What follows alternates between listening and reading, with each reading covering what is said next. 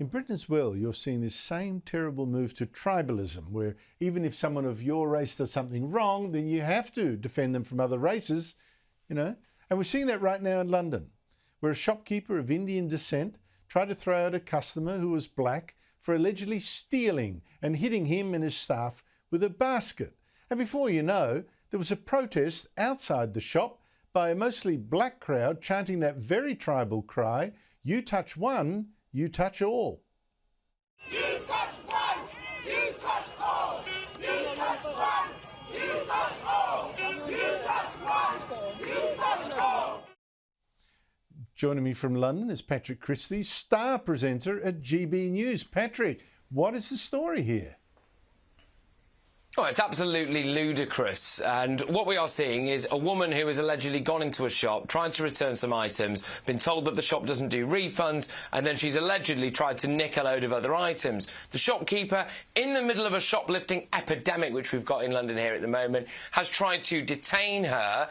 And then it's worth noting when the police turned up, the only arrest they made was of this woman for an alleged assault, so not the shopkeeper. What happens then is a load of people, mostly of black heritage, stand outside the shop and start protesting. A lot of this group are called the Forever Family, which is a kind of pseudo-paramilitary group that dress in military fatigues with stab-proof vests, etc.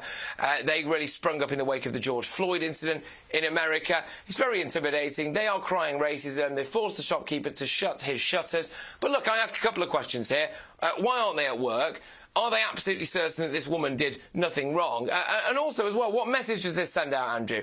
If you see somebody who comes into your shop who happens to be black and is shoplifting, are you allowed to detain them or not? Because you might spark a race riot. Honestly, like I said, it's a tribal cry. Touch one, touch all. It's not about judge each person as an individual. Patrick, you've also got another problem that we have fixed here, at least. Illegal boat people. You've had more than 100,000 of them arriving in just the last 4 or 5 years. But here's the problem. They're mostly coming through France, but there's a new video now where you see the French Navy escorting one boat full of young men until they're within sight of a British ship and probably the British coast. No attempt to stop them. What's happening? Yeah, I mean, you look at a video like that and you wonder what our World War II heroes would have thought and whether or not they think this is OK. They managed to fend off the invasion of the Germans, but this is absolutely fine, apparently.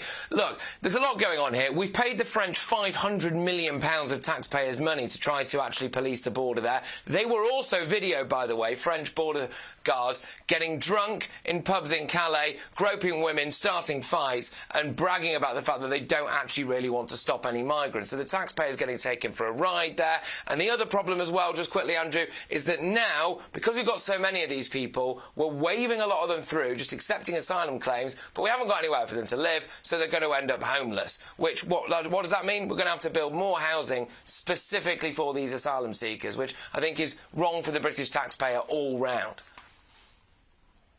I'm running out of time. I've only got 30 seconds left, but I noticed the boat was full of young men. If they're really genuine refugees fleeing for their lives, where are the women and the old men? Yeah, where are the women and the old men? Where are the children? And also, I would argue as well, if you really did care about your country, maybe you should stay and fight for it. That is something that is doing the rounds over here. Maybe some of these people should stand up for their own country more or stay in a safe country as well. Of course, passing through several of them en route to Britain. Well, Britain must have very attractive benefits for them to cross all the way through Europe to get to you. I don't get it. Patrick Christys, thank you so much indeed for your time. Really appreciate it.